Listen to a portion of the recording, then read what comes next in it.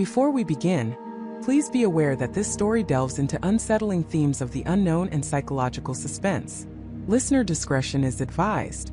Imagine for a moment the profound comfort of a home. Not just a building but a sanctuary. A place where the walls hold your memories, the floors echo with laughter, and every creak in the night is a familiar, harmless whisper. Now imagine that sanctuary turning against you.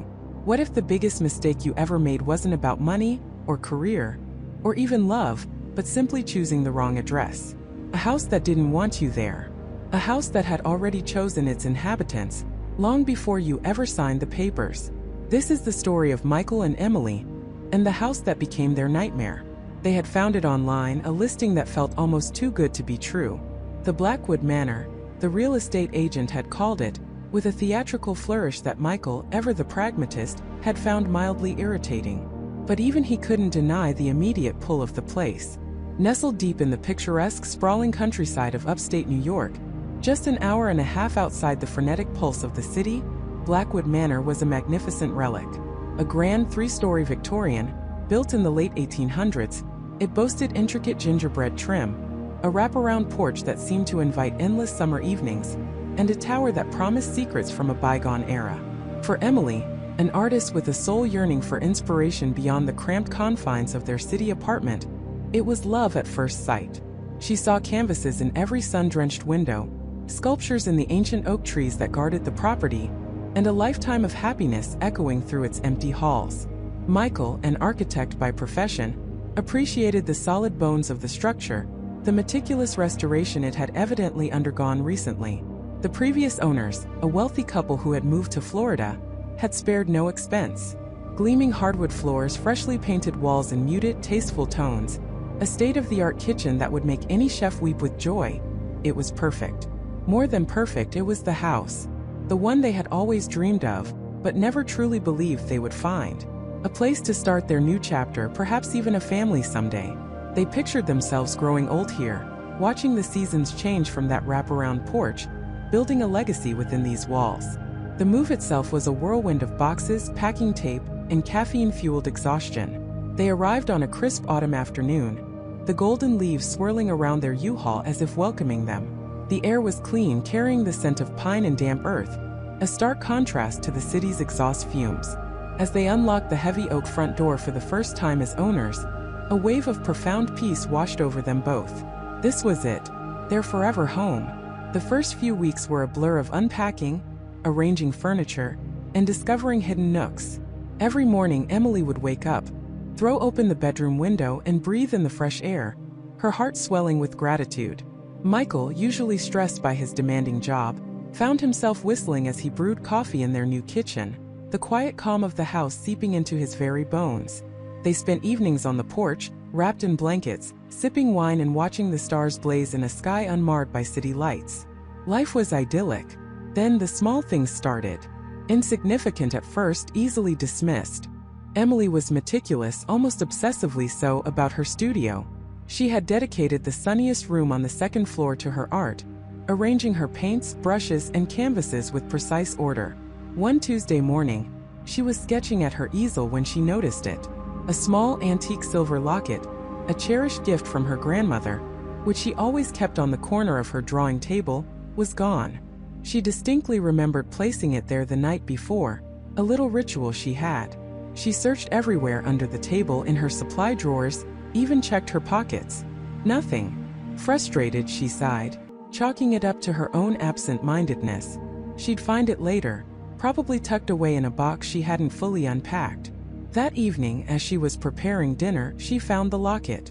It was sitting squarely on the kitchen counter, next to the spice rack, a place she hadn't been near all day. She picked it up, a tiny frown creasing her brow.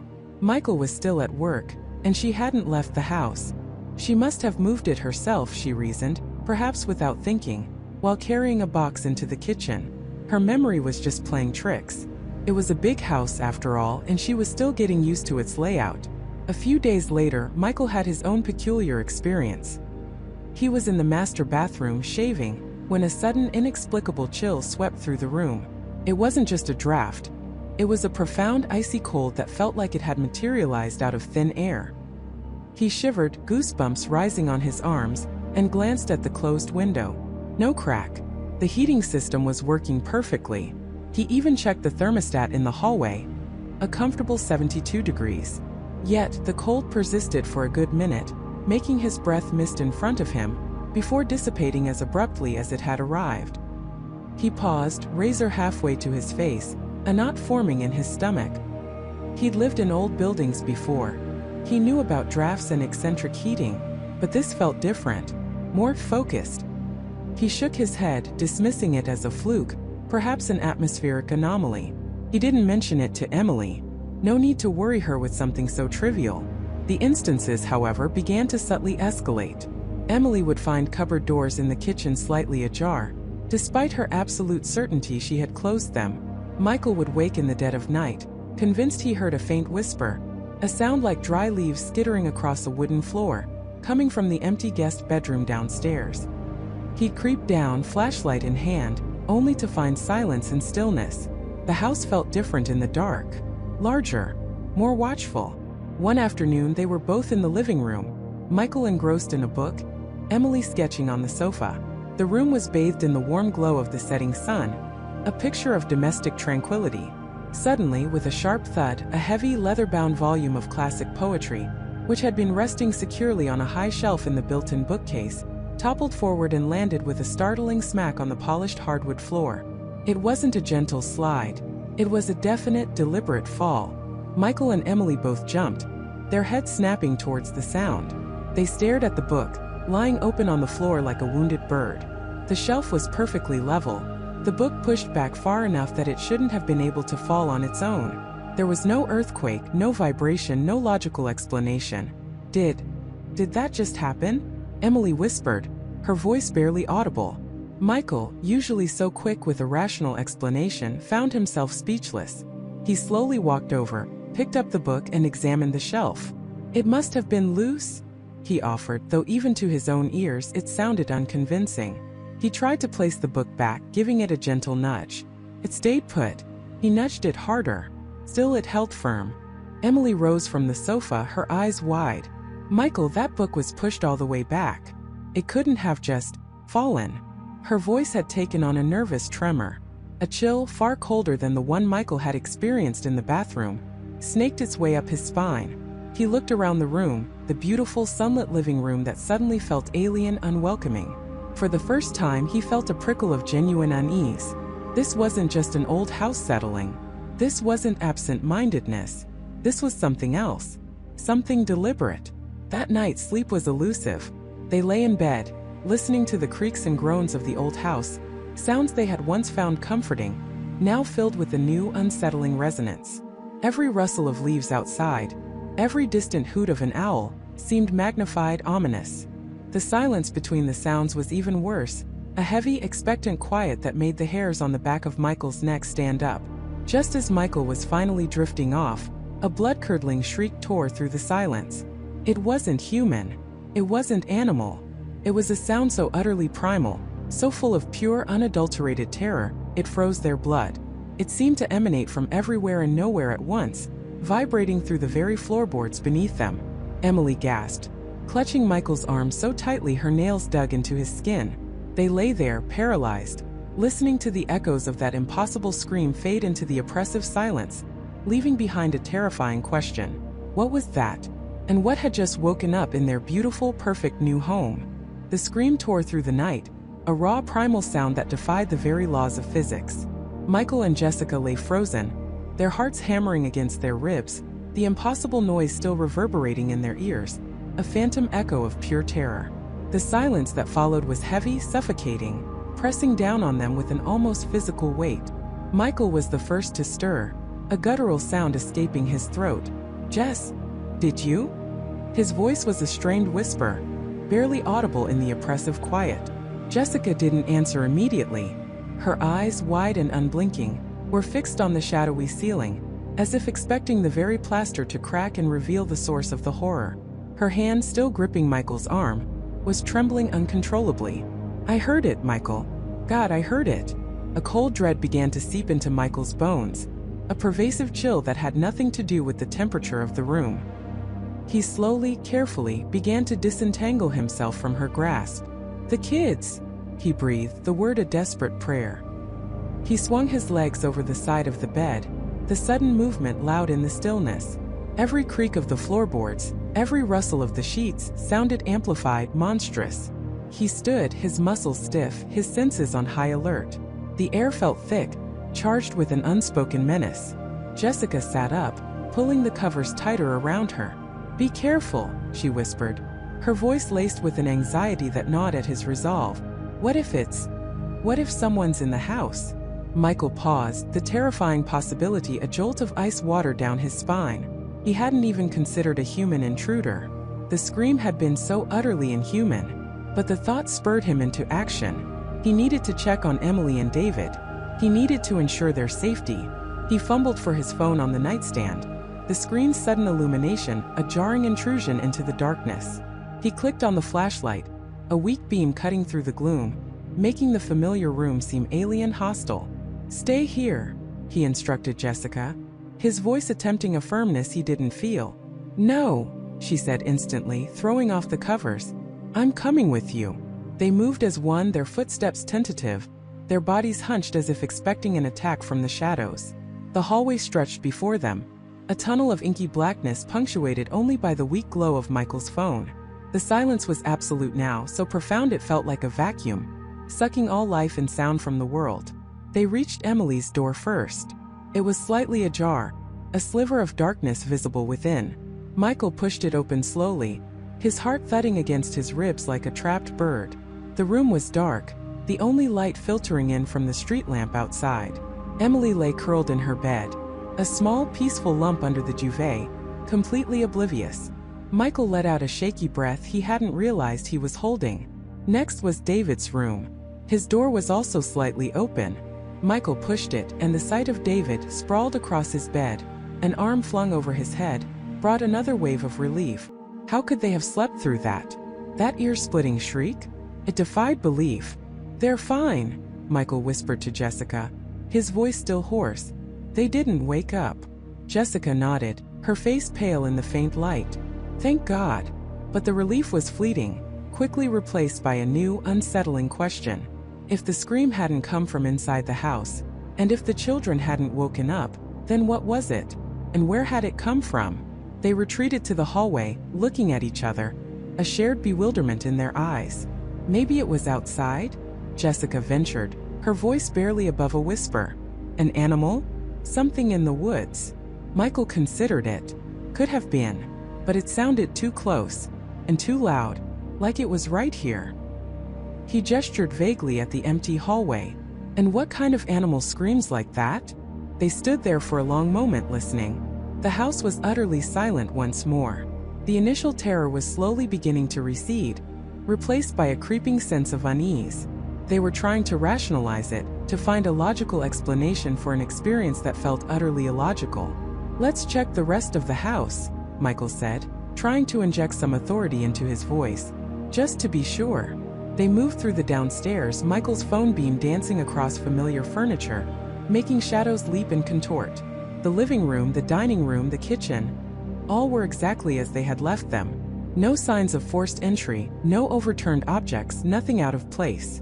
The back door was securely locked, the windows latched. "Nothing," Jessica murmured, a note of confusion entering her tone. "It's all normal." But it wasn't normal. Nothing felt normal. The air still felt heavy, the silence still oppressive. They returned to their bedroom, the weight of the unexplained pressing down on them. "Maybe it was just the house settling," Jessica said, more to convince herself than Michael.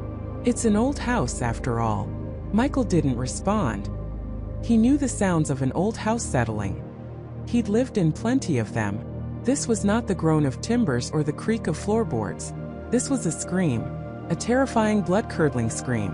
They lay back in bed, but sleep was a distant, impossible concept. They lay side by side, not touching, each lost in their own thoughts, the memory of the sound replaying in their minds. The night stretched on, long and agonizing, until the first faint sliver of dawn painted the sky outside their window. With the arrival of daylight, some of the previous night's terror began to dissipate. The sun streaming through the window seemed to chase away the shadows, and with them, the most potent elements of their fear. In the harsh light of day, the impossible scream seemed less real. A nightmare, perhaps, or a shared auditory hallucination born of stress and exhaustion. It was just a dream, wasn't it? Jessica asked that morning, pouring coffee, her voice a little too bright. Michael looked at her, seeing the forced cheerfulness in her eyes. He knew she was trying to convince herself. Yeah, he lied, trying to sound convincing. Must have been. They went through the motions of breakfast with the kids, who were oblivious, chatting about school and their plans for the day. Michael and Jessica exchanged glances, a silent agreement passing between them. Don't mention it to the children. Let them feel safe in their new home. But throughout the day, an undercurrent of tension hummed beneath the surface. Michael found himself jumping at unexpected sounds. A car backfiring, a branch scraping against a window. Jessica was unusually quiet, her eyes darting around the rooms as if expecting something to suddenly appear. Later that afternoon, Michael was in the garage, unpacking boxes of tools. He reached for a wrench he distinctly remembered placing on a shelf an hour earlier. It wasn't there. He frowned, thinking he must have moved it. He searched for a few minutes, growing increasingly frustrated. Then he found it, lying on the workbench directly in the center where he never would have put it. It was a minor thing, easily dismissed. He must have been more tired than he thought. He picked up the wrench and continued his work, but a tiny, almost imperceptible prickle of unease settled in the back of his mind. Meanwhile, Jessica was in the kitchen, preparing dinner. She had just placed a ceramic bowl of chopped vegetables on the counter, turning to grab a cutting board. When she turned back, the bowl was no longer where she'd placed it. It had slid a few inches to the left, closer to the edge of the counter. Her breath hitched. She stared at it, her heart giving a nervous flutter. She hadn't bumped it. The counter was perfectly level. She reached out a hesitant hand, pushing the bowl back to its original spot. "Just the house settling," she muttered softly, the words sounding hollow even to her own ears. As dusk began to fall, painting the sky in hues of orange and purple, a familiar anxiety began to creep back into their home. The warmth of the day seemed to recede, replaced by the chill of the approaching night. The house, which had felt welcoming and bright just hours before, now seemed to deepen, its corners gathering shadows that felt heavy with unspoken secrets. They ate dinner in a strained silence, the children's innocent chatter doing little to dispel the growing unease. Michael noticed Jessica picking at her food, her gaze occasionally drifting towards the darkened windows. He felt it too, the subtle shift in atmosphere, the tightening knot of dread in his stomach. After the kids were in bed, the house grew quiet again, but this time it was a different kind of quiet. Not the oppressive silence of the previous night, but a watchful, expectant stillness. Michael and Jessica sat in the living room, the television on low, the artificial light a small comfort against the encroaching darkness outside. Neither of them spoke of the scream, nor of the strange little incidents of the day, but the unspoken hung between them, a heavy, suffocating blanket. Suddenly, a faint tapping sound echoed from upstairs. Asterisk tap, tap, tap, asterisk. They both froze, their eyes locking.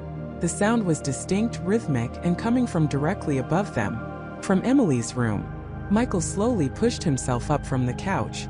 "Stay here," he whispered, the words a futile echo of the night before. Jessica was already on her feet. "No," she insisted, her voice tight with fear. "I'm coming." They ascended the stairs, each step a deliberate, agonizing effort. The tapping continued, unwavering, a chilling metronome counting down to something unknown. Asterisk tap, tap, tap, asterisk. It wasn't loud, but it was insistent, an unnerving counterpoint to the racing beat of their hearts. They reached the top of the stairs. The tapping was louder now, clearly emanating from Emily's closed door. Michael reached out a trembling hand, pushing the door open a crack. The room was dark, illuminated only by the faint light filtering in from the hallway. Emily was still asleep, a dark shape in her bed. The tapping, however, was not coming from her. It was coming from her desk. Specifically, from a small porcelain doll that Emily had placed there just that morning. A doll that was now rocking gently back and forth, its head lightly striking the wooden surface of the desk with each sway. Asterisk tap, tap, tap, asterisk. It rocked with an impossible, self-sustained motion, as if an invisible hand were pushing it, over and over again. And as Michael and Jessica stared, Paralyzed by the sight, the doll slowly, deliberately began to turn its head. Its painted eyes, fixed and unblinking, seemed to lock onto them, a silent, knowing stare in the deepening gloom. The rhythmic tapping filled the room, a chilling lullaby from the heart of the house, ushering in the true terror of the night. The rhythmic tapping filled the room, a chilling lullaby from the heart of the house, ushering in the true terror of the night. Michael's breath hitched, a desperate sound caught in his throat. He felt Jessica's grip tighten on his arm, her nails digging in, a silent scream in the face of the encroaching darkness. It's just the house settling," he managed, his voice a strained whisper, utterly unconvincing even to his own ears. The lie hung heavy in the air, a flimsy shield against the undeniable. The tapping wasn't a creak or a groan of old wood. It was deliberate, insistent, a slow, methodical tap-tap-tap, pause tap-tap-tap that resonated not just from the walls, but from deep within their bones. Jessica didn't reply, her gaze still fixed on the porcelain doll. Its painted eyes, unblinking and vacant, seemed to bore into them, a silent accomplice to the unfolding dread. The air in the room grew heavy, thick with an unseen presence, a cold breath that prickled the hairs on their arms. Michael, despite the tremor in his hands, forced himself to move. He had to find the source. He had to rationalize it. He was Michael, the pragmatist, the one who fixed things, explained things away. He couldn't let a logical fear take root. He took a step towards the sound, which seemed to emanate from the wall behind the mantelpiece. The tapping momentarily ceased, leaving an unnerving silence that was almost worse than the sound itself. He pressed his ear to the cold plaster, hearing nothing but the frantic beat of his own heart. He moved along the wall, checking for loose pipes, drafts, anything. The house remained silent, mocking him with its stillness. He even checked the attic access panel in the hallway, pulling down the ladder and peering into the inky blackness above, seeing nothing but dust motes dancing in the faint light from the living room. He checked the basement door, ensuring it was securely latched. Still nothing. As he turned back, a faint, almost imperceptible shift caught his eye. The doll on the mantelpiece. Had it moved? Just slightly? He shook his head. No, it was his imagination, a trick of the deepening shadows. He was just spooked. He tried to laugh, but it came out as a hollow, choked sound. Then, from the far corner of the living room, near the antique bookshelf, the tapping resumed. Tap, tap, tap, pause, tap, tap, tap. This time it was louder, more resonant, as if whatever was making the sound had moved with him. Jessica let out a small gasp, her hand flying to her mouth. Michael spun around, his eyes scanning the bookshelf. As he watched, a worn, leather-bound copy of an old novel, a thick tome of forgotten tales, slowly, deliberately slid off the shelf. It didn't fall. It slid, as if pushed by an unseen hand, landing with a soft thud on the hardwood floor. Michael stared at it, his rational mind scrambling for an explanation. Vibration? An uneven shelf? He walked over, picked up the book, and replaced it. He ran his hand along the shelf, testing its stability. It was perfectly level, sturdy. He tried to push the book off with the same gentle force, but it stayed put. He looked at Jessica, his eyes wide with a dawning horror that mirrored her own. "Michael," Jessica whispered, her voice barely audible, ragged with terror.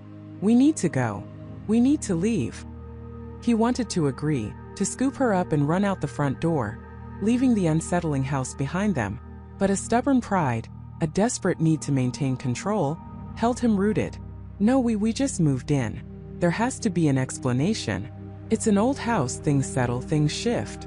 He tried to sound convincing, but the words felt hollow, like dry leaves crunching underfoot.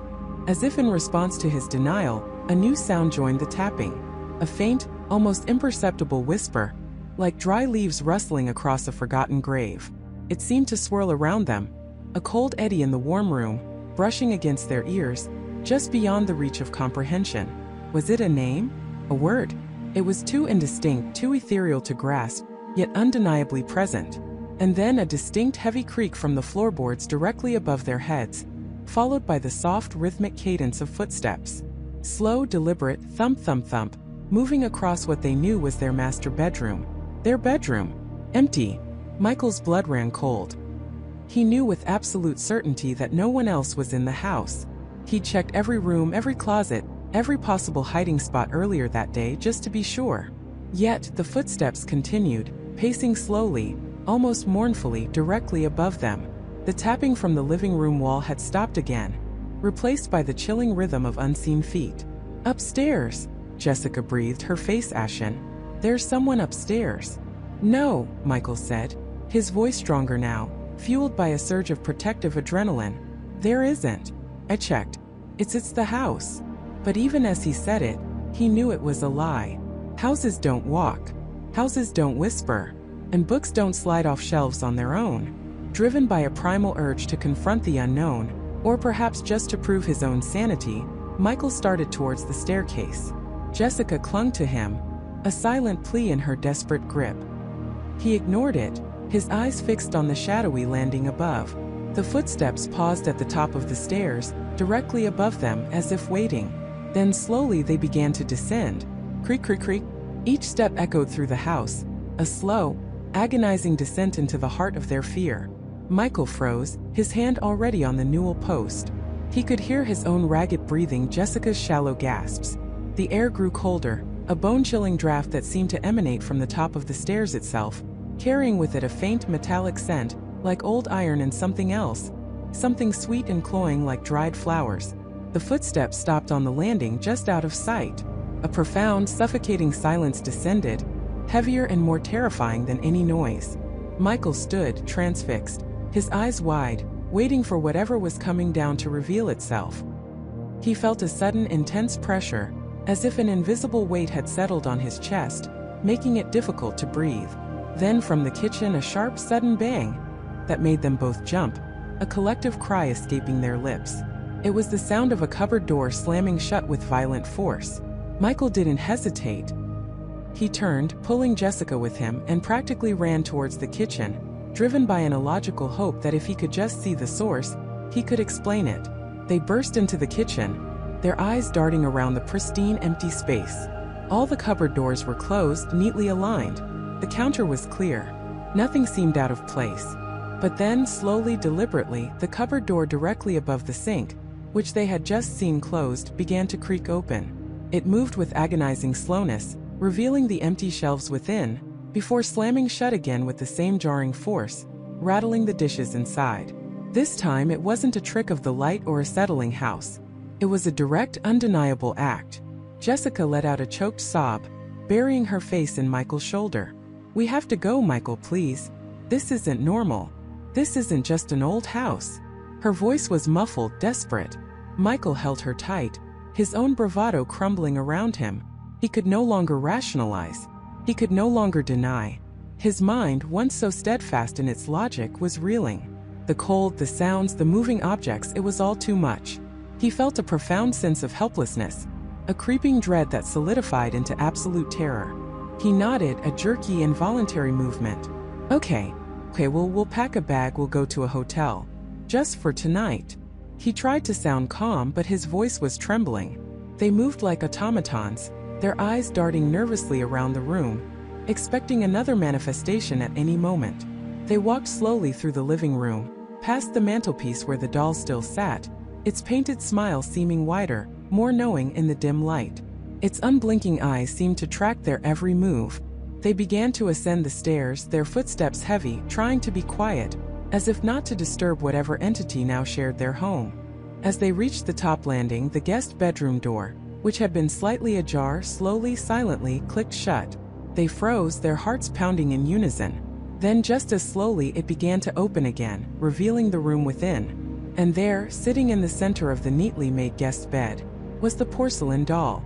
It was no longer on the mantelpiece downstairs. Its head was tilted slightly, its painted eyes fixed on them, an unnerving, silent accusation. Jessica let out a strangled cry, pulling Michael towards their own bedroom. He fumbled with the doorknob, pushing them inside, and slammed the door shut, locking it with a frantic click. They leaned against it, chests heaving, eyes wide with horror, staring at the solid wood as if it would suddenly dissolve and let the doll, or whatever else, in. The silence in their bedroom was thick, heavy, almost suffocating. They stood there for what felt like an eternity, listening to the pounding of their own hearts, the ragged rhythm of their breathing. The house outside their door was utterly silent now, but it felt like a living, breathing entity, holding its breath, waiting. Then a new sound began.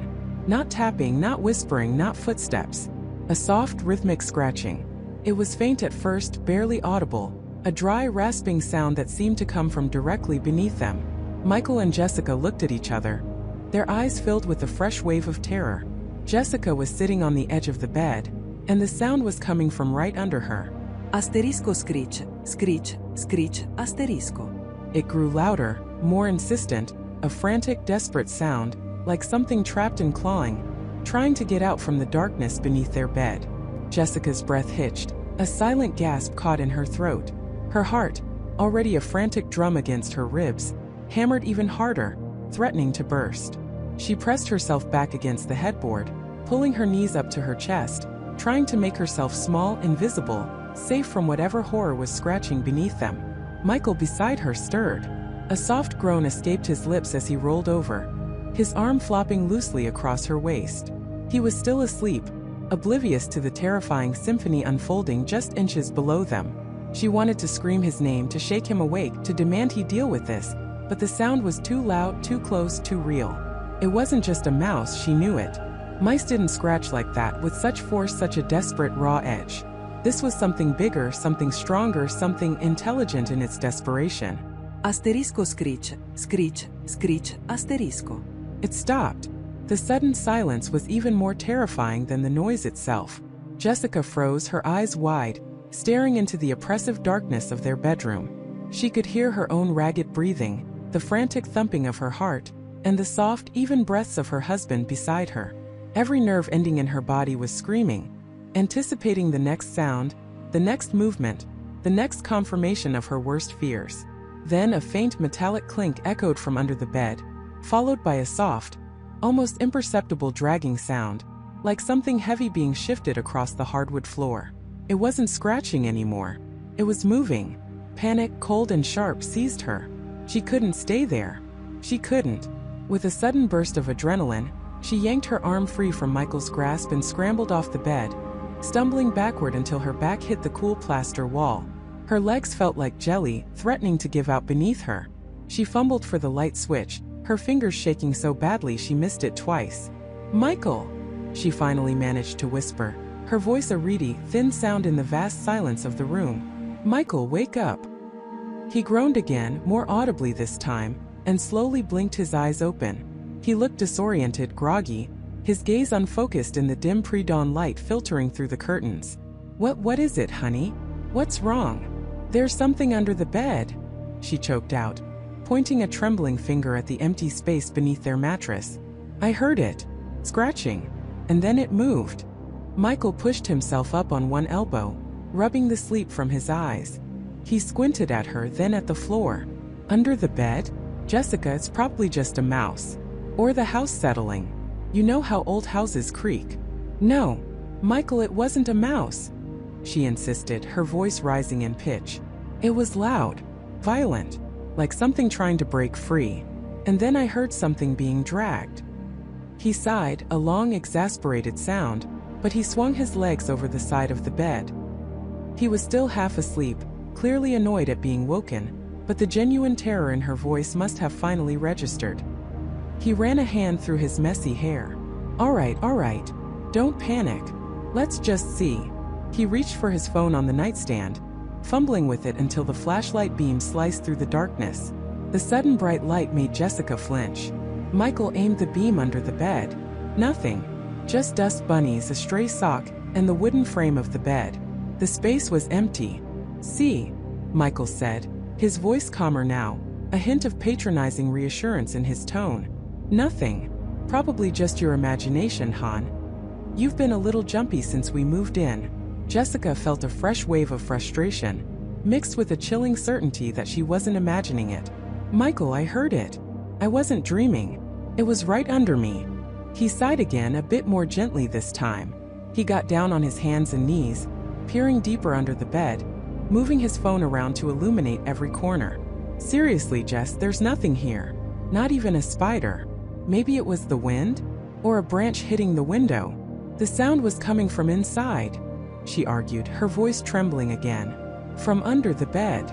He crawled out, looking a bit sheepish. "Well, it's gone now, whatever it was. Probably just a rodent that found its way in and then out again. You know this house is old. There are cracks and gaps everywhere. He stood up, stretching. Come on, let's get back to sleep. Everything's fine. He tried to pull her back to the bed, but she resisted, her body stiff with lingering fear. I can't, she whispered. I can't go back to sleep. Not right now. Michael looked at her, truly seeing the terror etched on her face this time. His expression softened. Okay, how about we just sit for a bit? Maybe I can make some tea. She nodded, grateful for his understanding, even if he didn't fully believe her. They sat on the edge of the bed, the mattress cool beneath them, the silence of the room now feeling heavy, watchful. Jessica kept her eyes fixed on the space under the bed, half expecting to see something emerge from the shadows. The rest of the night passed in a blur of anxious wakefulness for Jessica. Michael eventually drifted back to sleep, his soft snores filling the room, but Jessica remained rigid, listening to every creak, every whisper of the old house. The first rays of dawn were a welcome sight, painting the sky in soft hues of pink and orange, chasing away the oppressive darkness. When they finally got up, Jessica felt drained, exhausted, and strangely alone in her experience. Michael, refreshed after his interrupted sleep, seemed to have already dismissed the incident as a figment of her overactive imagination. They went about their morning routine, but Jessica couldn't shake the feeling of unease. As she made breakfast, pouring cereal for their daughter, Lily, and brewing coffee for herself and Michael, she kept glancing at the floor, expecting to see something. The house, in the bright light of day, seemed normal, almost welcoming, but the memory of the frantic scratching clawed at the edges of her mind. Later that day, while Michael was at work and Lily was at school, Jessica found herself drawn back to the bedroom. She needed to be sure. She got down on her hands and knees, peering under the bed in the daylight, her flashlight app ready on her phone. She swept the beam across the floor, looking for any sign, any scratch marks, any evidence that she hadn't imagined it. Nothing. The floorboards were old and worn, but there were no fresh gouges, no disturbed dust, no telltale signs of a struggle. It was as if the sound had simply vanished, leaving no trace. A cold shiver ran down her spine. If there was nothing, then what had she heard? The lack of evidence was almost more disturbing than finding something. It meant the impossible was happening. She spent the rest of the day in a state of heightened anxiety, jumping at every unexpected sound. The house, usually a source of comfort, now felt like a cage, its walls closing in on her. She tried to distract herself with unpacking boxes, but her mind kept replaying the sound, the frantic desperation of it. That evening, the family decided to order pizza. As they sat around the dining table, laughing and talking, Jessica felt a brief respite from her worries. Lily was telling a funny story about her friend at school, and Michael was smiling, his arm around Jessica's chair. For a moment, everything felt normal, domestic, safe. Then the lights flickered. It was barely noticeable at first, just a slight dip in the brightness, a momentary waver. But then it happened again and again, more rapidly this time, like a faulty connection. Dad, what's happening? Lily asked, her eyes wide, looking up at the ceiling fixture. Just old wiring, sweetie, Michael said, sounding a bit annoyed. This house is full of quirks. I'll call an electrician tomorrow. But then the flickering intensified. The dining room light fixture, a beautiful antique chandelier they had admired when they bought the house, began to swing gently, almost imperceptibly at first, then more pronounced. The gentle sway became a slow, deliberate pendulum, back and forth, back and forth.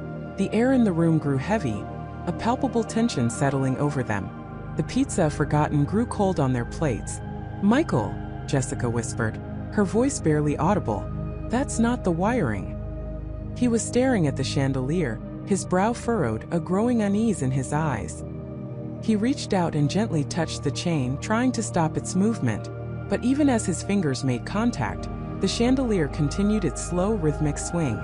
It was as if an invisible force was pushing it, ignoring his presence. Suddenly, a faint, almost musical tinkling sound filled the room. It was coming from the chandelier itself. The delicate crystal droplets hanging from its arms began to vibrate, clinking against each other, creating an eerie, discordant melody. Lily whimpered, clutching Jessica's arm. Mommy, I'm scared. Jessica pulled her daughter close, her gaze locked on the swinging, tinkling chandelier. The flickering lights grew more erratic, casting dancing shadows across the walls, making the familiar room seem alien, menacing. The air grew colder, a chill seeping into their bones despite the warmth of the evening. Then, with a sudden sharp crack, one of the crystal droplets detached itself from the chandelier. It didn't just fall. It flew across the room, striking the far wall with surprising force, leaving a small star-shaped chip in the plaster. A collective gasp escaped their lips. This was no old wiring. This was no house settling. This was something else entirely. Something deliberate. Something hostile. Michael finally found his voice, a strained whisper. "Okay, that's enough." He stood up, pulling Lily and Jessica to their feet. "We're going to the hotel tonight. Right now." But as they started to back away from the table, a new sound filled the house. A low, guttural groan, rising from the floorboards beneath their feet, reverberating through the very structure of the house. It wasn't the creaking of old wood. It was a sound of immense suffering, a mournful, drawn-out wail that seemed to come from the very depths of the earth. The groan intensified, shaking the floor, rattling the plates on the table. The chandelier's frantic swinging became a violent thrashing, its crystals showering the floor as they shattered and flew. The lights in the dining room went out completely, plunging them into near-total darkness, illuminated only by the faint glow of the streetlights filtering through the windows. Jessica felt a surge of raw, primal fear. This wasn't just a poltergeist. This was something truly malevolent, something that wanted them out. "Run!" Michael yelled, his voice cracking with panic. "Get out of the house now!" He grabbed Lily with one arm and pulled Jessica with the other, practically dragging them towards the front door. The groaning grew louder, more desperate, and now it was accompanied by a new sound. A rapid, heavy thumping, as if something enormous was moving through the house, getting closer. They stumbled through the darkened hallway, tripping over unseen obstacles, the thumping growing louder, closer, echoing from every direction. The air became thick, oppressive, difficult to breathe. Jessica could feel a cold, clammy presence brushing against her, a ghostly chill that sent shivers down her spine. As Michael fumbled with the locks on the front door, the thumping reached a crescendo. The front door, still locked, suddenly shuddered violently, as if something immense had slammed into it from the outside. The wood splintered, a terrifying crack echoing through the house. They were trapped. The terrifying crack echoed through the house. They were trapped. Michael didn't even think. His body moved on instinct, shoving Jessica and Emily violently behind him, his arms spread wide as if he could physically shield them from the impossible force now tearing at their front door. The wood, already fractured, groaned like a dying beast under another powerful unseen impact. A jagged, splintered line, black against the pale paint, now ran almost from the top of the door to its bottom, a grotesque lightning bolt signifying their doom. "Run!" Michael roared, his voice raw with a primal fear he'd never known. Upstairs, Emily's room. Jessica didn't hesitate. Grabbing Emily's hand, she pulled her daughter, who was now a silent, trembling statue of terror, away from the entryway. As they stumbled back, Michael risked a glance over his shoulder. The front door was visibly bowing inward, not just cracking, but flexing under the relentless assault. It wouldn't hold much longer. He could hear the hinges beginning to shriek, metal tearing from wood. He turned and sprinted after them, his heart a frantic drum against his ribs. Every fiber of his being screamed to stay and fight, but what could he fight? An invisible, intangible horror that could shatter solid oak? His only purpose now was to protect his family. They scrambled up the stairs, the familiar carpet feeling like quicksand beneath their feet. Every creak of the old house was magnified, every shadow a potential threat. Jessica pulled Emily into her bedroom, the room suddenly feeling like a fragile, inadequate refuge. Michael was right behind them, slamming the door shut. He immediately began scanning the room, his eyes darting from the dresser to the desk, searching for anything that could barricade it. He grabbed the heavy oak dresser by its handles, grunting with effort as he tried to drag it across the polished floorboards. It was heavy, too heavy, but he wouldn't give up. As he strained, a new sound began to filter through the thin door, a sound that made the hair on his arms stand on end. It wasn't the crashing, violent assault on the front door anymore. It was a low, guttural growl, a sound that seemed to vibrate through the very floorboards beneath their feet, rising from the depths of the house. It wasn't human, not quite animal, but something ancient and malevolent, a sound that spoke of pure, unadulterated rage. Jessica pulled Emily onto the bed, wrapping her in a tight embrace, her own body shaking uncontrollably. Emily buried her face in her mother's shoulder, her soft cries muffled by the fabric. Jessica's eyes, wide and terrified, met Michael's over Emily's head. There was a desperate plea in them, a silent question. What do we do? Michael pushed harder on the dresser, inching it slowly across the room. The growling intensified, now punctuated by a series of heavy, deliberate thumps, as if something immense was walking slowly, menacingly, up the stairs. Each thump resonated through the floor, a sickening beat counting down the moments until it reached them. He finally managed to wedge the dresser against the door, the wood scraping loudly against the floor. It wasn't perfect, but it was something. He stepped back, breathing heavily, his eyes fixed on the door, as if he could will it to hold. The thumping stopped directly outside Emily's door. The growling ceased. A sudden, profound silence descended, heavier and more terrifying than any noise.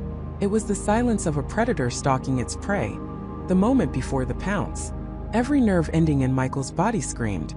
He could hear his own heartbeat thundering in his ears, a frantic rhythm against the backdrop of the oppressive quiet. Then, a faint, almost imperceptible whisper seemed to emanate from the other side of the door.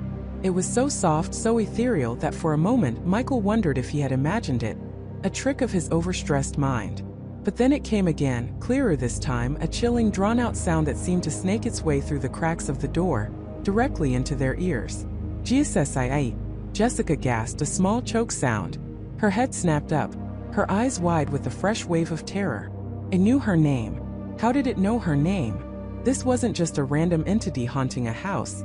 It was something that knew them, something that had been watching. Michael felt a cold dread settle deep in his stomach. This was personal. Before he could even process the implication, a series of rapid, rhythmic taps began on the windowpane of Emily's room. Tap, tap, tap, tap. It was sharp, insistent, and utterly impossible. They were on the second floor. There were no trees close enough, no branches that could reach that high. Jessica and Michael both spun around, their eyes darting to the window. The taps grew louder, more frantic, turning into a scraping sound, like long, jagged fingernails dragging across the glass. Emily whimpered, pulling away from Jessica's embrace, her head turning slowly towards the window, her eyes fixed on the unseen horror outside.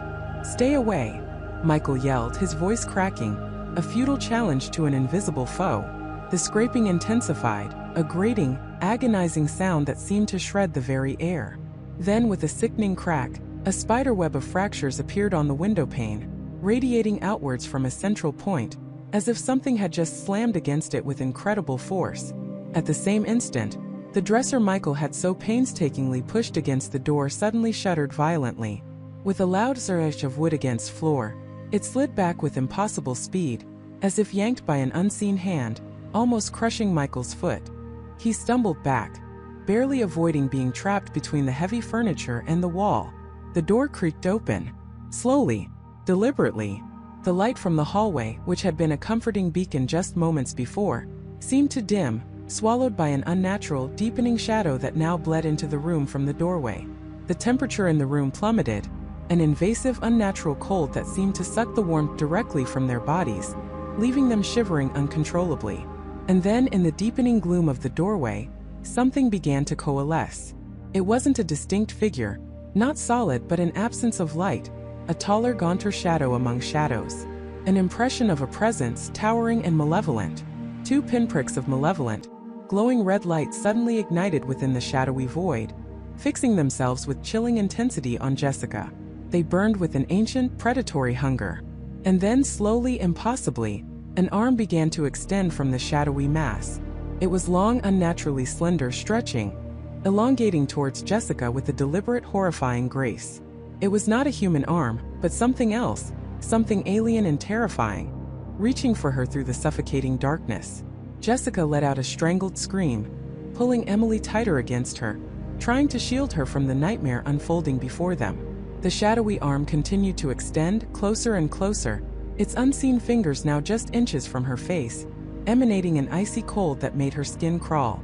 They were face to face with it, and it wanted Jessica. Michael's blood ran cold, fear paralyzing him for only a split second before a primal surge of adrenaline ignited his muscles. He lunged forward, grabbing Jessica by the waist and yanking her back with all his might. The shadowy arm, however, didn't retract. It felt like pulling against an invisible elastic band, cold and unyielding. A low, guttural growl, not heard but felt deep within their bones, vibrated through the air. A sound utterly devoid of humanity. Jessica screamed, a raw, piercing sound of pure terror. She thrashed, trying to pull away, but it was as if an unseen force had latched onto her, drawing her inexorably closer to the abyss of that shadowy form. Michael dug his heels in, his feet scraping against the hardwood floor. He could feel the intense cold emanating from the shadow, a bone-deep chill that made his skin prickle and his teeth chatter uncontrollably. He could hear Jessica's desperate gasps for air, her breath hitching as the icy presence seemed to steal the warmth from her lungs. He roared, a guttural sound of desperation and fury. He wasn't thinking, only reacting, fueled by an instinct to protect the woman he loved. He braced himself, using his entire body weight, and pulled again, harder this time with a desperate, almost superhuman strength he didn't know he possessed. There was a sudden sickening snap. Not a tangible sound, but an internal sensation, like a connection being severed. The shadowy arm recoiled violently, dissipating into the corners of the room as if it had never been there, leaving behind only an unbearable, oppressive chill. Jessica collapsed against him, trembling uncontrollably, her face pale and streaked with tears. Michael held her tight, his own heart hammering against his ribs, his breath ragged. The room was silent now, save for their ragged breathing and the distant creaking of the old house settling. The air, however, remained frigid, a stark contrast to the warmth of their intertwined bodies. "Are you okay?" Michael whispered, his voice hoarse, his gaze darting around the room, searching for any lingering sign of the entity. The shadows seemed deeper, more menacing, but nothing concrete manifested. Jessica could only nod, burying her face in his chest, her body still racked with shivers. They stood there for what felt like an eternity, locked in a desperate embrace, waiting for another manifestation, another terrifying assault. But the silence held, heavy and suffocating. Finally, Michael gently guided Jessica away from the center of the room, towards the relative safety of the hallway. They didn't dare turn their backs completely, their eyes scanning every dark corner, every innocent piece of furniture that now seemed to harbor malevolent intent. They stumbled out of the study, leaving the door ajar, unable to bring themselves to close it and trap whatever malevolence lurked within. Michael led Jessica down the stairs, their steps hurried and clumsy. They didn't stop until they were outside, standing on the porch, gasping for the crisp night air. The cold outside felt like a welcome embrace compared to the freezing horror they had just endured. Jessica sank onto the top step, burying her face in her hands, her shoulders shaking. Michael sat beside her, pulling her close, rubbing her back in an attempt to offer some comfort. But what comfort could there be after what they had just experienced? This wasn't a creaking floorboard or a rattling window. This was something real, something terrifyingly tangible, something that had tried to take Jessica. "We have to leave," Jessica choked out, her voice muffled against his chest. "We have to leave this house, Michael. Now." Michael nodded, his mind a whirlwind of fear, confusion, and a burgeoning sense of profound dread. He didn't argue. There was nothing to argue about. His rational mind, which had tried to find logical explanations for weeks, had been shattered into a million pieces tonight. He had seen it, felt it. It was real. "I know," he said, his voice barely a whisper. "But where do we go? We just moved everything here. We put everything into this house." Jessica pulled away slightly, her eyes wide and bloodshot, meeting his. "I don't care, Michael. I don't care about the money, I don't care about our things. I can't stay another minute in there. I want to be safe." The raw desperation in her voice tore at his heart. He knew she was right. Safety was paramount. But the practicalities of their situation were overwhelming. They had invested their life savings into this dream home, this fresh start. Now it was a living nightmare, a prison of shadows and unseen hands. "Okay," Michael said, making a decision. "Okay, we'll figure it out. But first we need to get out of here for tonight. We can go to a hotel. We can just pack a bag, grab a few essentials and leave." The thought of re-entering the house, even just for a few minutes, sent a fresh wave of terror through Jessica. "I can't go back in there, Michael. I just can't." Michael understood. The thought filled him with dread too. But they couldn't simply abandon everything. "I'll go," he said, trying to sound braver than he felt. You stay out here. I'll be quick. Just a few things, enough for a night or two. Jessica looked at him, her eyes pleading. Be careful, Michael. Please. He squeezed her hand. I will be. With a deep, fortifying breath, Michael stood up. The front door, still ajar, seemed to gape like a hungry mouth. He pushed it open wider, stepping into the dimly lit foyer. The air was still cold, biting, but the oppressive presence wasn't as immediate as it had been in the study. He moved quickly, his senses on high alert, every shadow seeming to twist and writhe at the edge of his vision. He darted into their bedroom, grabbing 2 duffel bags from the closet. He threw in some clothes, toiletries, anything he could get his hands on quickly. His mind raced. What else? Their phones, wallets, car keys. He snatched them from the nightstand. As he turned to leave, his gaze fell upon the antique mirror that stood against the far wall. It was an old piece, a beautiful, intricately carved frame, one of the things that had initially drawn them to the house. As he looked at it, he noticed something. A faint, almost imperceptible smudge on the reflective surface, right in the center. He paused, curiosity momentarily overriding his fear. He walked closer, his heart thumping. It wasn't a smudge. It was a faint, almost transparent etching, barely visible unless you caught it at just the right angle. He leaned in, trying to make it out. It looked like a symbol or perhaps a letter, but it was incredibly faded, almost worn away. He reached out to touch it, his finger tracing the faint outline. As his skin made contact, a sudden sharp static shock jolted through him. He recoiled instantly, his hand tingling. And then, for a fleeting moment, the reflection in the mirror seemed to ripple, distorting the room around him. He saw a flash of something in the corner of the reflection. A dark, fleeting shape, a movement that wasn't there in the actual room. His breath hitched. He spun around, but the room behind him was empty, just as it had been. He looked back at the mirror. The faint etching was still there, but now, for a split second, he thought he saw something else beneath it, something even more faded, like another layer of writing or symbols. He couldn't make it out, but a cold dread settled in his stomach. This mirror wasn't just decorative, it felt significant. Shaking off the unsettling feeling, he grabbed the bags and practically ran out of the bedroom, down the stairs and out the front door, slamming it shut behind him with a resounding thud that echoed through the silent house. Jessica looked up as he emerged, her face a mixture of relief and renewed fear. Did you see anything? She whispered, her eyes wide. Michael shook his head, though the image of the rippling mirror and the unseen movement was burned into his mind. No, nothing. Let's just go. They practically fell into their car, Michael fumbling with the keys, his hands still trembling. He started the engine, the familiar roar of the motor a comforting sound that pushed back against the oppressive silence of the house. He put the car in reverse, backing out of the driveway without a second glance. As they drove away, leaving the imposing silhouette of the house behind them, Jessica finally let out a shaky breath she hadn't realized she was holding. We need to find out what that thing was, Michael, she said, her voice firmer now, fueled by a terrifying resolve. And we need to find out what it wants. Michael gripped the steering wheel, his knuckles white. We will, he promised, though he had no idea where to even begin. Someone has to know something about that house. Something about its history. This isn't just a poltergeist, Jessica. This is something darker. The drive to the nearest town, to a small nondescript motel, was filled with a chilling silence, punctuated only by the hum of the tires on the asphalt and the frantic beating of their hearts. They were safe for now, but the terror of the house had followed them, clinging to them like an icy shroud. As Michael lay awake in the motel bed, Jessica finally asleep beside him, he couldn't shake the image of the mirror. That faint, almost invisible etching, and the hidden layer beneath it. What if it wasn't just a symbol? What if it was a message? A warning? Or even worse, a clue to what was truly happening in their new home? He knew with a certainty that chilled him to the bone that the house had secrets, and he had a terrifying feeling that those secrets were now irrevocably intertwined with their own lives.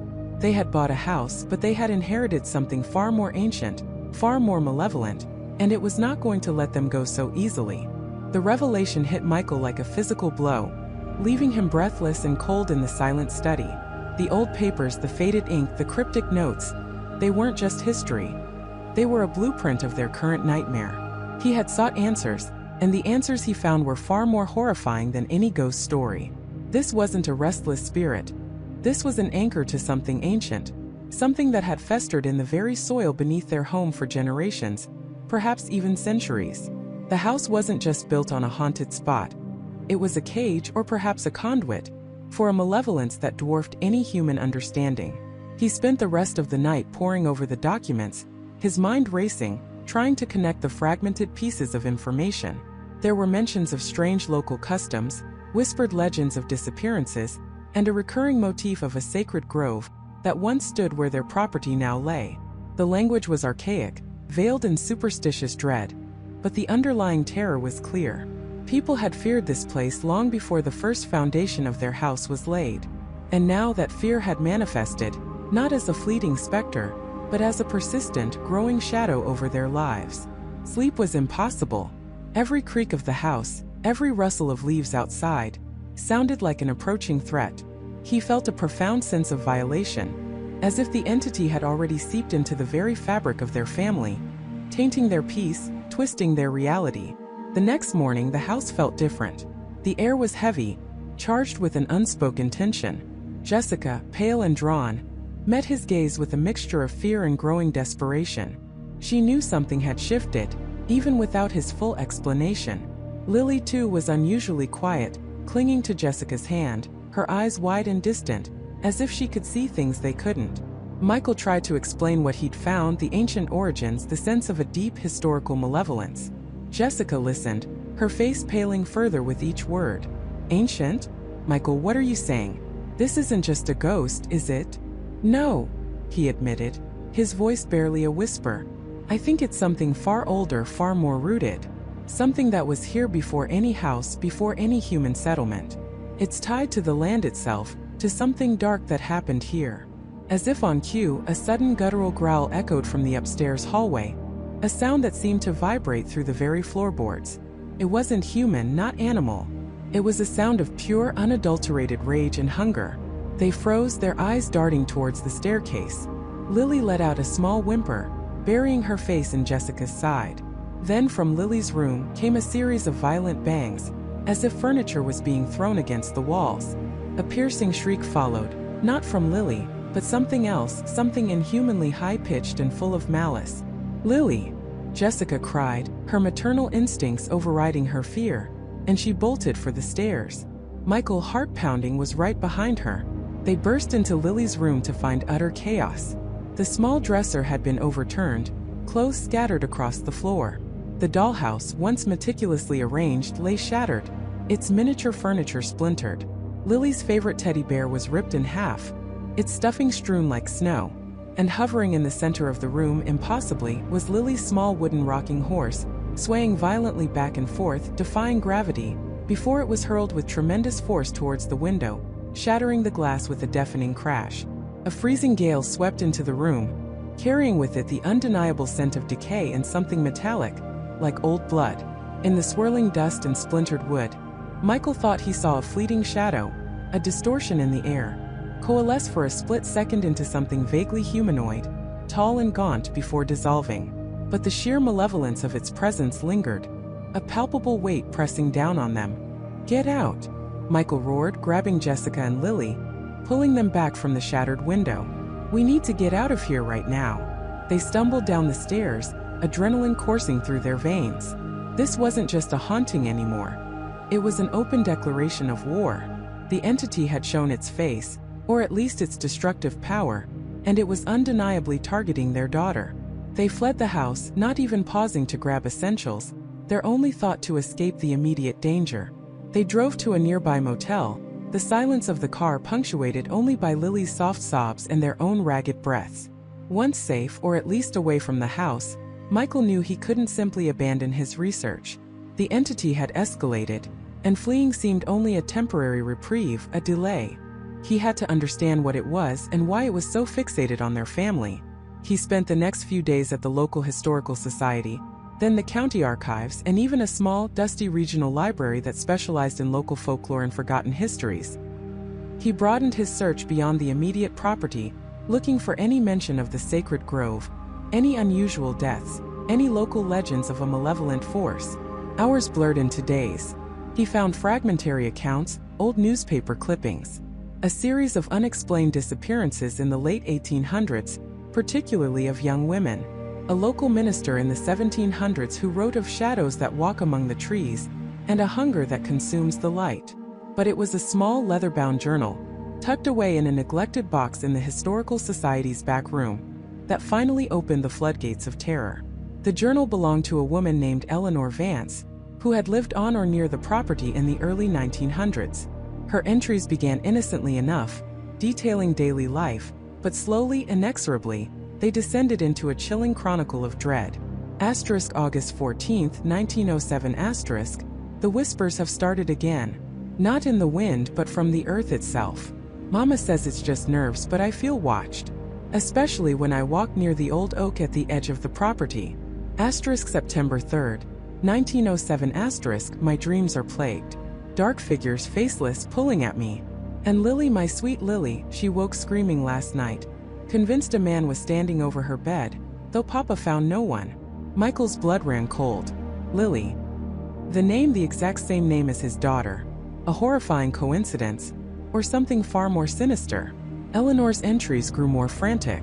She described objects moving, strange smells, a pervasive cold. She wrote of trying to protect her daughter, Lily, from an unseen presence that seemed to target the child.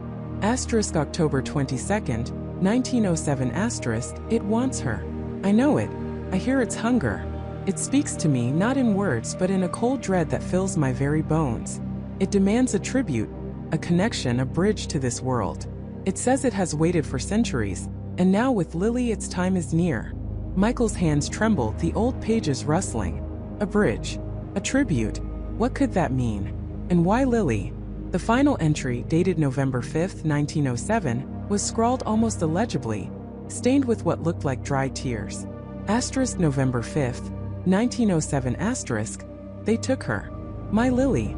I tried to fight, but it was too strong. The shadows, they opened the way. It wasn't a man, not a ghost. It was something from beyond, and it promised to return for me. For anyone who dares to live on this cursed ground. It feeds on fear, on despair, on the essence of life itself. It waits for the innocent, for the pure to bridge the gap. And it will never stop. It will never let go. The journal ended there. No more entries. No explanation of what happened to Eleanor or her daughter. Just the chilling, desperate words of a mother who had lost her child to an unimaginable horror. Michael stared at the last sentence, his mind reeling. It will never stop. It will never let go. This wasn't a poltergeist. This wasn't even a traditional demon. This was something that consumed, something that needed a bridge. And it had found one in his daughter Lily. The realization was a crushing weight. They hadn't just bought a house. They had stumbled into an ancient, unfinished ritual. The entity wasn't just haunting them.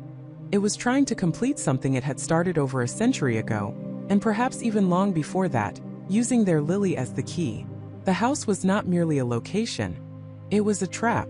And the horror of it all was that Eleanor's daughter had the same name as his. A coincidence too profound to ignore. It felt like a preordained tragedy, a cycle repeating itself. He knew with a certainty that chilled him to the bone, that simply fleeing the house would not be enough. The entity had marked Lily. It would follow them. It would find them. And it would finish what it started. He closed the journal, the leather feeling cold and heavy in his hands. He had found his answers, and they were 1,000 times worse than he could have ever imagined. His family was in the clutches of an ancient evil, one that had already claimed a Lily before, and now it was coming for his. The true battle had just begun. He had to find a way to break this cycle, to protect his daughter, even if it meant confronting the unimaginable. He was no longer just a homeowner. He was a warrior in a war he never asked for, against an enemy that defied all logic and reason. The gun felt cold and heavy in Michael's hand, a stark, useless comfort against an enemy that couldn't be shot. He stood there for a long moment, the weight of his new reality settling over him. He was a warrior, yes, but against what? A ghost? A memory? A force that defied all physical laws? He couldn't shoot a ghost. He couldn't reason with it.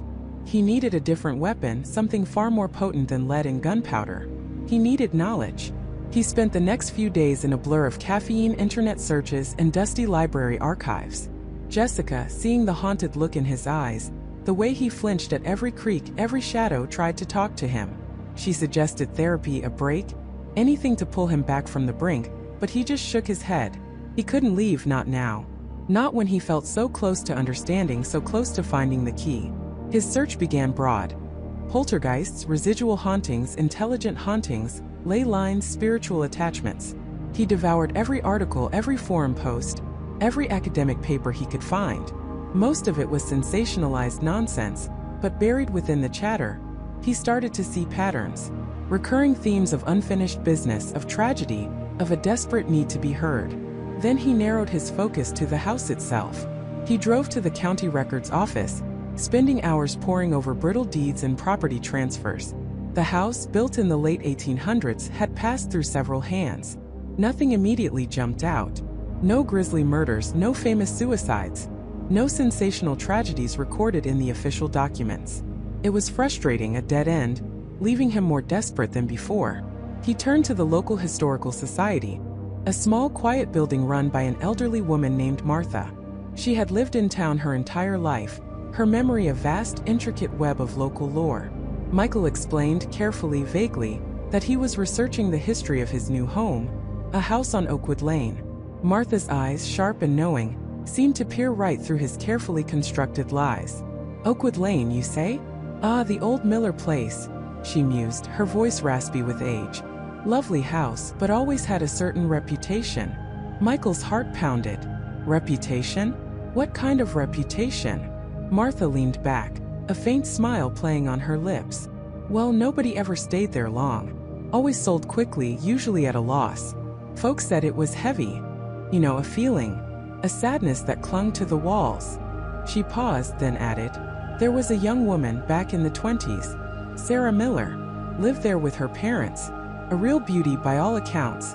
Engaged to a local boy, a blacksmith's son. They were set to marry, a big wedding planned.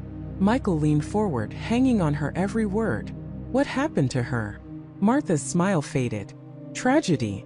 The week before her wedding, she disappeared. Just vanished. No trace. The fiancé, David, was heartbroken. The parents, well, they never recovered. Sold the house soon after and moved away. David, he never married. Stayed in town, a quiet man, always looking for her, they said. Died an old bachelor, still wearing the engagement ring he bought for her. Michael felt a chill that had nothing to do with the library's air conditioning. Sarah Miller. Vanished. The house. The sadness. It all clicked into place, forming a terrifying hypothesis. An intelligent haunting driven by unfinished business. A desperate need for resolution. But what did Sarah want? To be found? To reveal what happened to her? He thanked Martha profusely, his mind racing. He spent the rest of the day in the Historical Society's archives, poring over microfiche of old newspapers. He found the articles, Local Girl Vanishes. Search continues for Sarah Miller. Fiancé pleads for her return. The reports were sparse, inconclusive. No body was ever found. No suspects, no leads. Just a young woman gone without a trace. That night, back in the house, the manifestations escalated. It wasn't just objects moving anymore. It was personal. Michael heard soft, mournful whispers, just at the edge of hearing, like a sigh carried on a phantom breeze. He would walk into a room, and the temperature would plummet, a cold spot following him, a palpable presence. He saw shadows flitting in his peripheral vision, quick and fleeting, just enough to make him question his sanity. He started sleeping with a gun under his pillow, not because he thought it would help, but because it was the only thing that made him feel even a sliver of control. Emily, too, seemed more affected. She started having nightmares again, waking up screaming about the sad lady. She'd draw pictures of a pale figure, always with a mournful expression, standing in a window. Michael recognized the window. It was the one in the master bedroom, which had once been Sarah Miller's. Jessica, seeing Emily's regression, finally confronted Michael. Michael, you're scaring her more than anything else. You're obsessed. We need to leave just for a little while, get some space. No, Jess, you don't understand, he pleaded, grabbing her hands. I know who it is. I know what it is. It's Sarah Miller. She disappeared from this house almost 100 years ago. She's trapped here, and she wants something. Jessica looked at him, her eyes wide with a mixture of fear and profound sadness. Michael, you're talking about a ghost. Are you hearing yourself? This isn't healthy. You're losing it. I'm not losing it, Jess. I'm trying to save our daughter, save us. Don't you feel it? Don't you feel the cold? Don't you hear the whispers? She pulled her hands away, tears welling in her eyes. I feel your fear, Michael. I feel your desperation. And it's terrifying. Despite the marital strain, Michael couldn't stop. He felt an urgent pull, a desperate need to uncover the truth. He revisited the old newspaper articles, looking for any detail he might have missed. He found a small, almost insignificant mention in one of the articles from a few weeks after Sarah's disappearance. Local blacksmith Mr. Thomas Davies reports missing tools from his workshop, including a specialized digging spade. The police dismissed it as unrelated, a petty theft in the midst of a major missing person case. But Michael's mind latched onto it. A digging spade. He looked at the blueprints of the house, comparing them to old maps of the property. The house had a small, unfinished cellar, mostly used for storage. Nothing unusual. But the property itself was large, with an expansive backyard that sloped down towards a small, overgrown creek. Could it be? Was Sarah not just vanished, but buried? On her own property?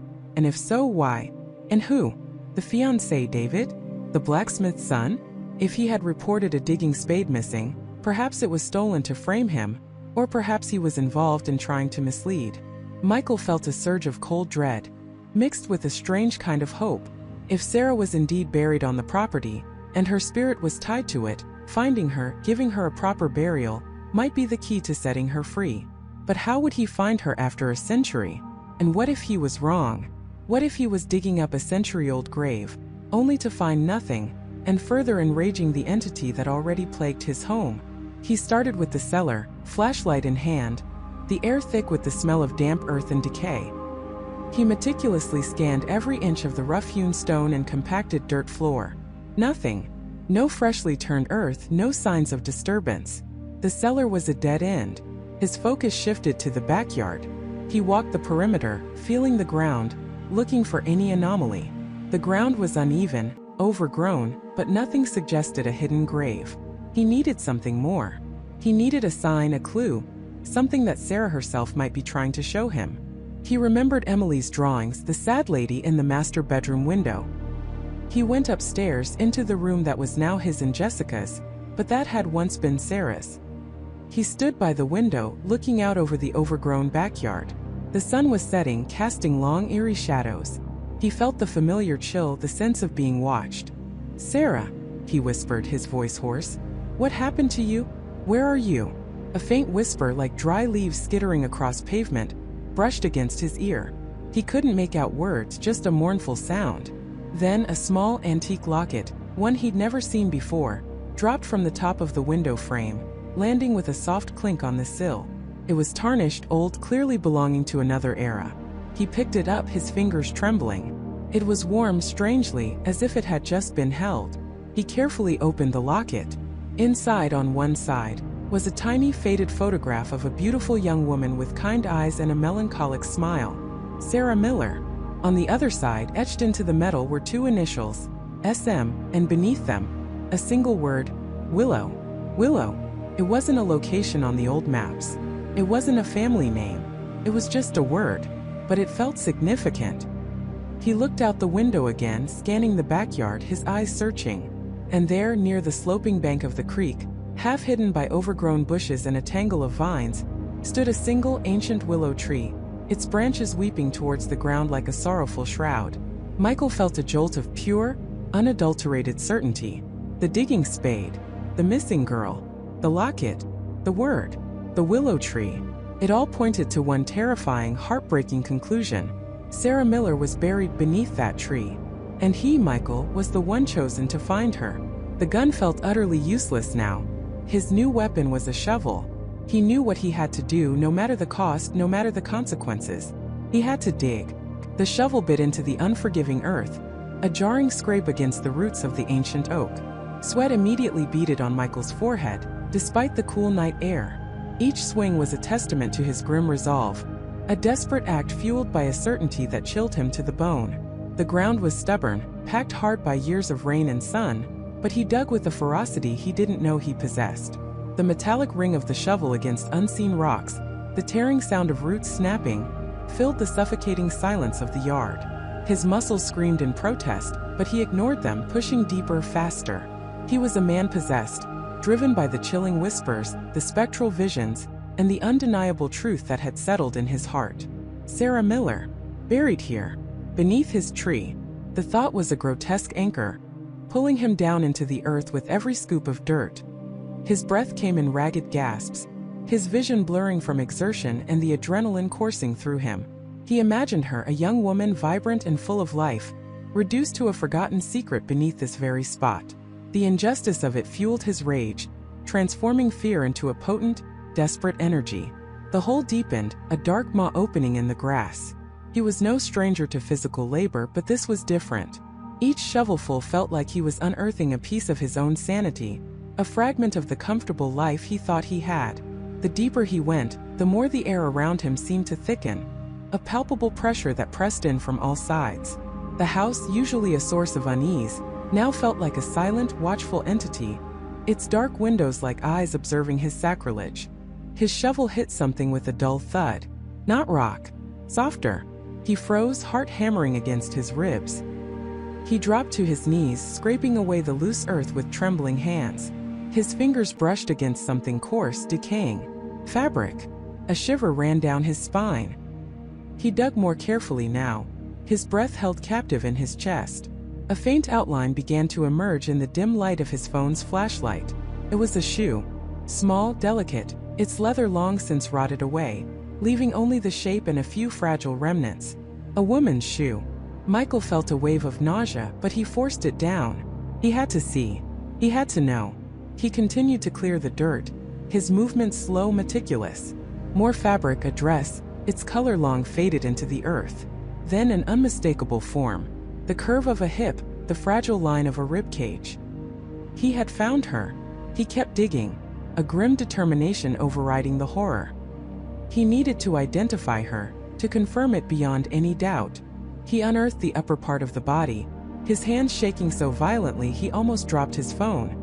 A skull, partially obscured by matted, dark hair, lay nestled in the dirt. It was small, delicate, confirming his worst fears. This was a young woman. This was Sarah Miller. And then his flashlight beam caught a faint glint near the skull. Something metallic, embedded in the earth. With agonizing care, he dug around it, his fingers brushing against cold, tarnished metal. He pulled it free. It was a locket, an old heart-shaped locket, its silver dulled by decades underground. His hands trembled as he tried to open it. The clasp was stiff, corroded. He pried at it with his fingernails, ignoring the pain. Finally, with a soft click, it sprang open. Inside, two faded, sepia-toned photographs. One, a young, vibrant woman with kind eyes and a faint, hopeful smile. Sarah Miller. Her face, though aged by time and earth, was unmistakable from the newspaper clipping. And beside her, in the other half of the locket, was a picture of a young man. A younger David, his smile wide and carefree, his arm casually slung around Sarah's shoulders. The world seemed to tilt on its axis. The locket, a silent testament to a life tragically cut short, was undeniable proof. Sarah Miller and David, they had been together. And David, the previous owner of this house, the man who had vanished without a trace, was inextricably linked to her disappearance, to her death, to her secret grave in Michael's backyard. As if on cue, as if the earth itself had been holding its breath, the house erupted. A guttural groan, deep and resonant, vibrated through the ground beneath Michael's knees. The porch light, which had been off, flickered to life, then exploded with a deafening pop, showering the yard with glass. Every window in the house simultaneously glowed with an unnatural, pulsating light, like a monstrous heart beating within its walls. A blood-curdling scream, not human but raw, primal, and filled with an ancient agony, tore through the night. It wasn't the distant wail he'd heard before. This was closer, louder, originating from the very core of the house, and it echoed in his bones. Objects began to crash inside. A cacophony of shattering glass, splintering wood, and metallic clangs. It sounded like the house was tearing itself apart from the inside. A violent manifestation of pure, unadulterated rage and sorrow. The air around him grew frigid, so cold it burned his lungs with every desperate gasp. The leaves on the ancient oak tree above him began to rustle violently, even though there was no wind. They twisted and writhed as if in agony, their shadows dancing like spectral figures around the shallow grave. The poltergeist. It wasn't just a presence anymore. It was awake. It was enraged. Or perhaps finally it was free. Michael clutched the locket, his fingers numb, his mind reeling. He had found her. He had unearthed the truth. And in doing so, he had unleashed something far more terrifying than he could have ever imagined. The spectral activity was no longer a mystery. It was Sarah Miller, her restless spirit finally able to fully react, to fully express the tragedy of her forgotten life. But what now? He was kneeling in a freshly dug grave, a human skeleton exposed to the night, a locket in his hand, and his house was screaming. Panic, cold and sharp, began to claw at his throat. He couldn't call the police. Not like this. He was covered in dirt, holding the only piece of definitive evidence, standing over a body in his own backyard. He would be the prime suspect, the madman who dug up a corpse. He had to think. He had to decide, and quickly. The house continued its violent protest, the screams now interspersed with what sounded like desperate, guttural sobs. He couldn't leave Sarah like this, exposed to the elements.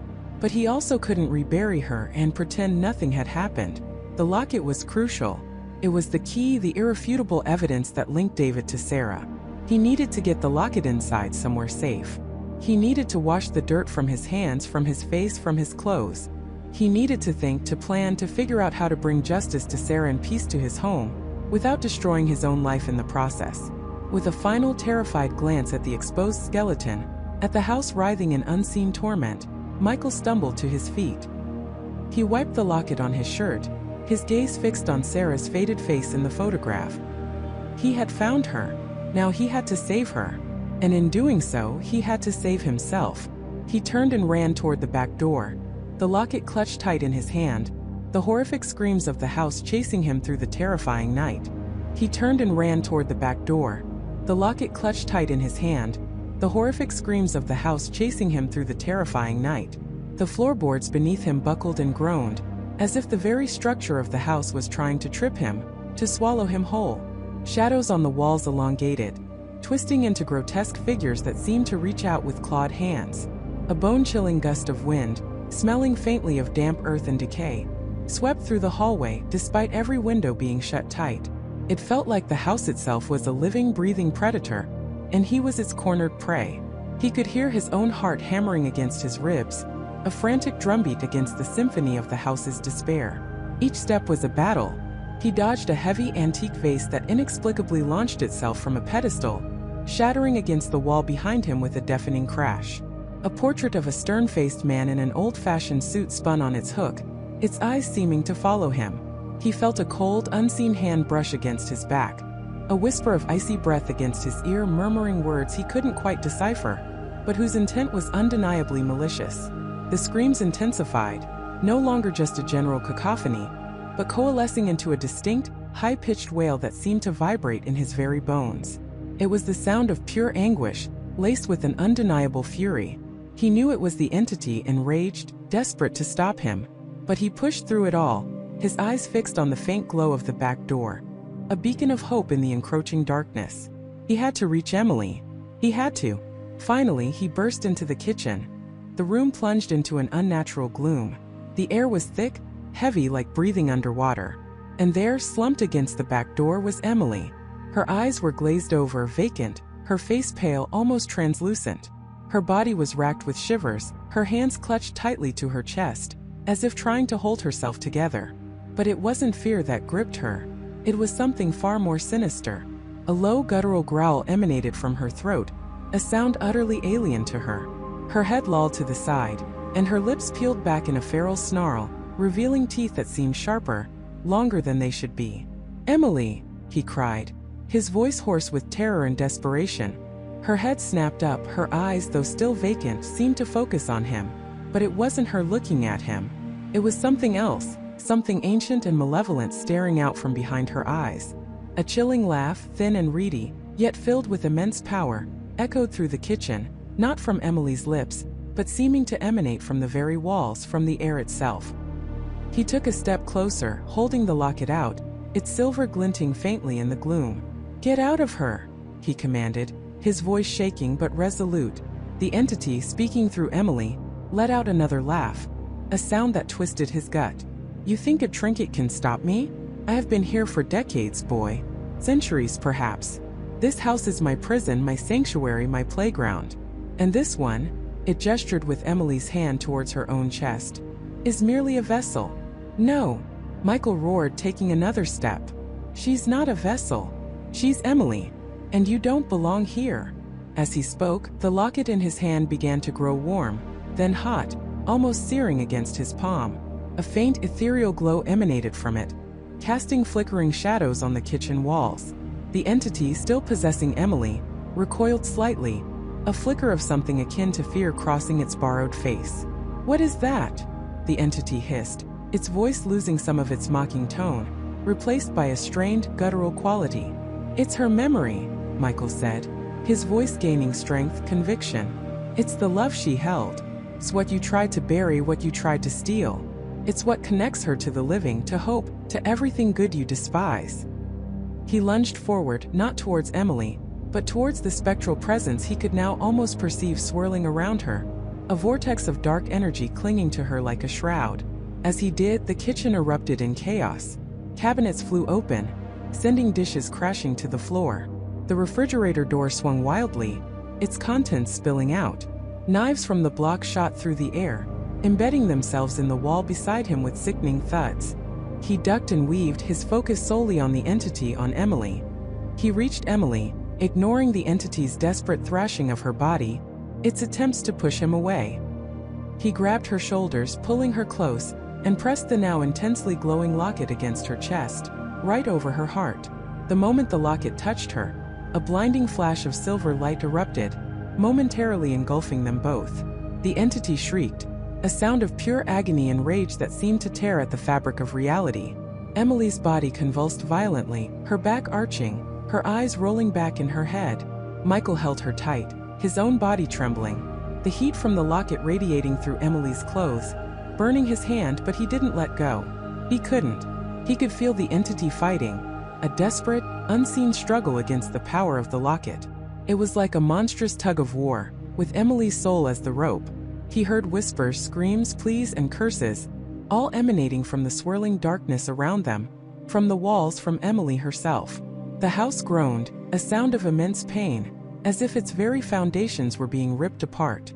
"You will not have her," Michael yelled, his voice raw, fueled by a primal need to protect her. "You will not have anyone else. Go back to where you came from. Leave this place. Leave Emily." The light from the locket pulsed, growing brighter with each word, each surge of his conviction. The entity's form, once almost invisible, now seemed to solidify, a swirling, malevolent shadow writhing around Emily, trying to escape the locket's purifying glow.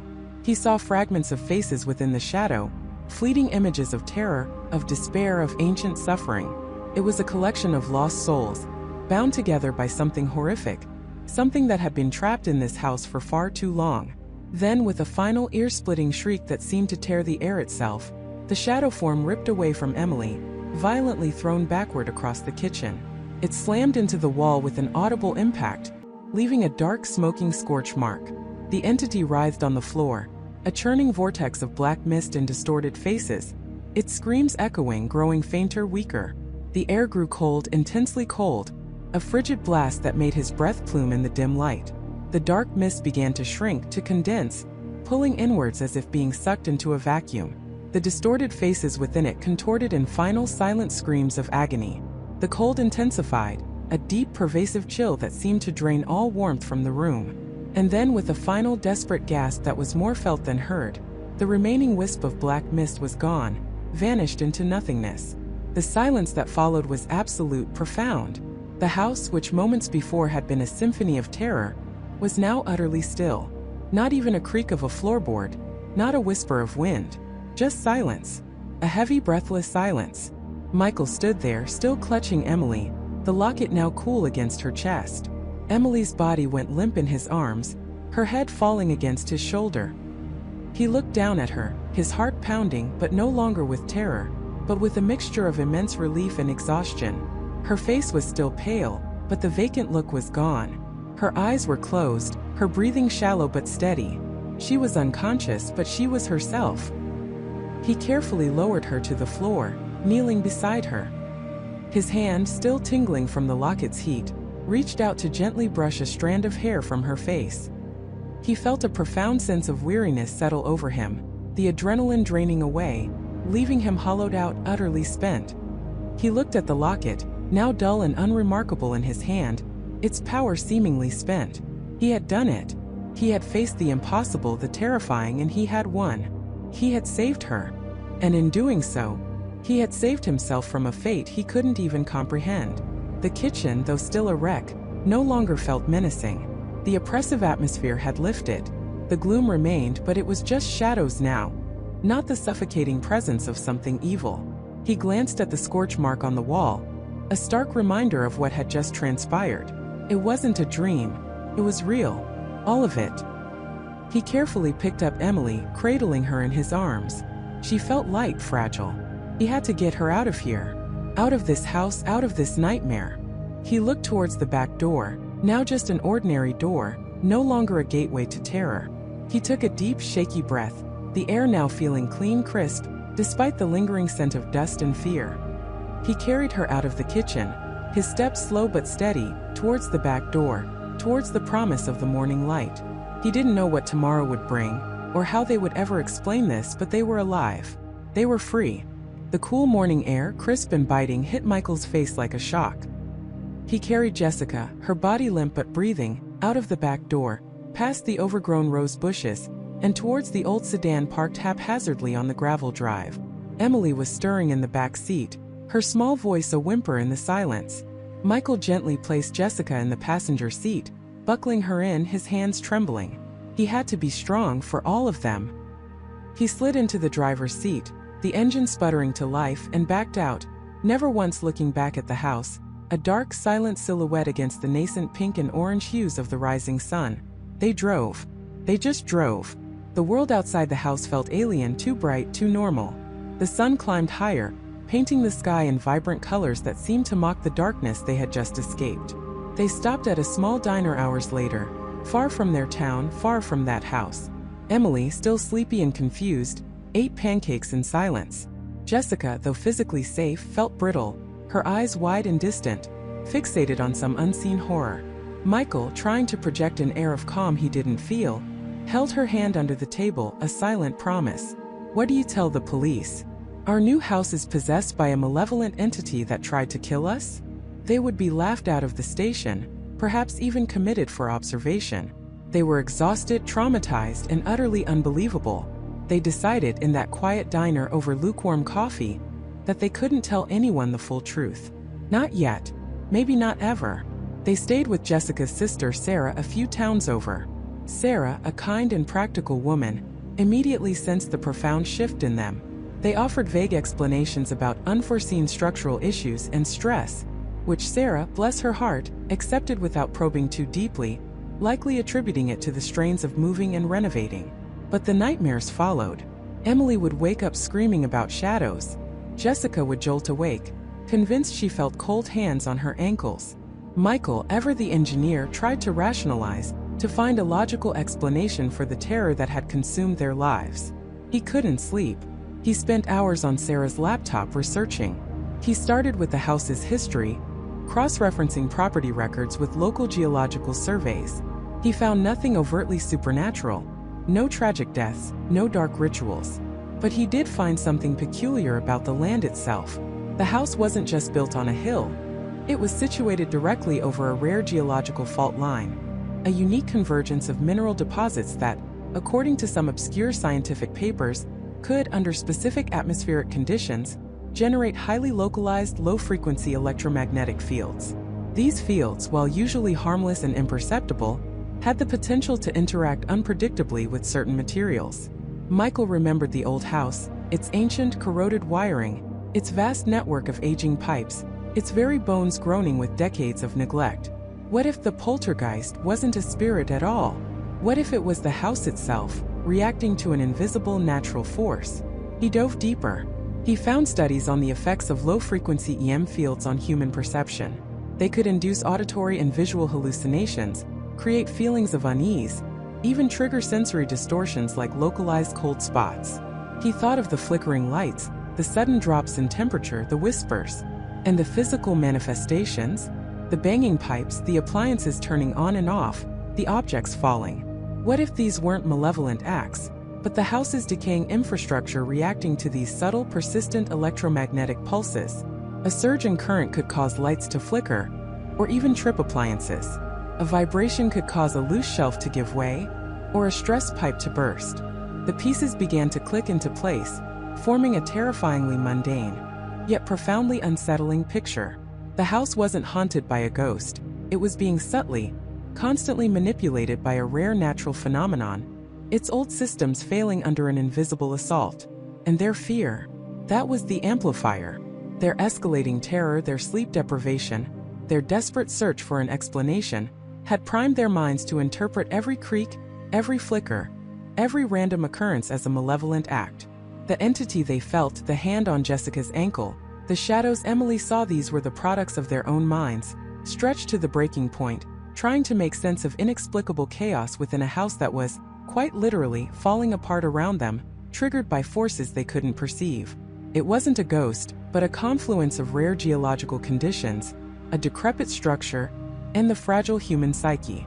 The most terrifying monsters, Michael realized, weren't always supernatural.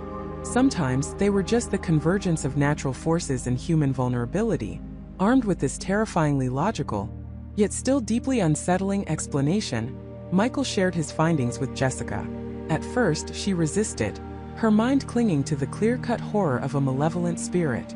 It was easier to fight a ghost than to accept that their own sanity had been a weapon turned against them, that the house itself was a silent, unintentional tormentor. But as Michael meticulously laid out the evidence, showing her the scientific papers, the geological maps, the evidence of the house's structural decay he'd noted during the early days of their optimistic renovation, a reluctant understanding began to dawn on her. The relief wasn't immediate, but it was there, a glimmer of light in the darkness. It wasn't them. They weren't crazy. But the house was something else entirely. They never went back inside that house. They hired a distant, anonymous contractor, paid for by a loan from Sarah, to clear out their remaining belongings, instructing them to leave anything that seemed stuck or unmovable.